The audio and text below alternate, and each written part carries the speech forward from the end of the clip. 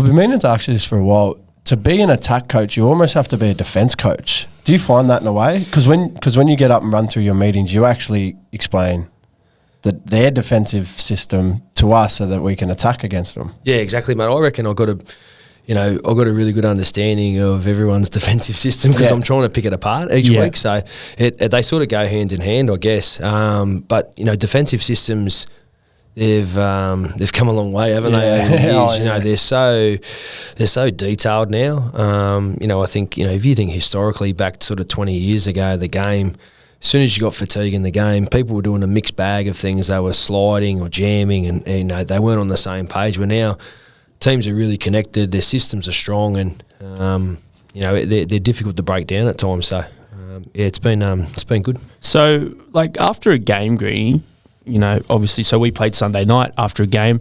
What's your week like after that game? So as you just said, is your first protocol looking at tape, looking at what we did right, what we did wrong, what they did defensively that we can do better in attack? How does it work from that point on? I guess everyone's different, but I'm pretty big on having a style. Yep. I'm big on having an identity, a thread.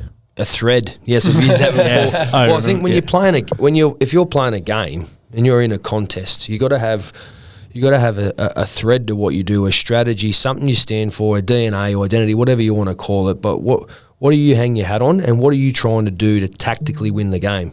Because otherwise, if you just go out there and just see what happens, like what's the whole purpose to it? You got to have a plan on what you do. So I think last year was all about, for me, I was big on having a style that we could chase, a style that we could be known for, and I think that has its benefits. I've been in some, obviously it's pretty well documented, I've been in a few clubs, but I reckon the successful clubs they've got a style of footy that they play, and then you can pick people up and move them like a chessboard. If I wanted to pick a right centre out of Jersey Flag and play him in NRL, he'd know exactly what to do. Gotcha. He's playing the same brand. Yeah. Because it's a Knights brand. It's our style. Yeah.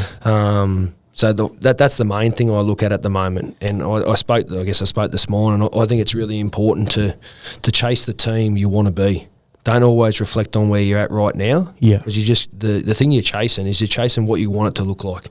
And if you always do that, you're never really happy either. There's always something you're chasing. But I just sort of had a look at some things we're doing really well, things we need to keep doing, and then just a few tidy ups that we're not really happy with.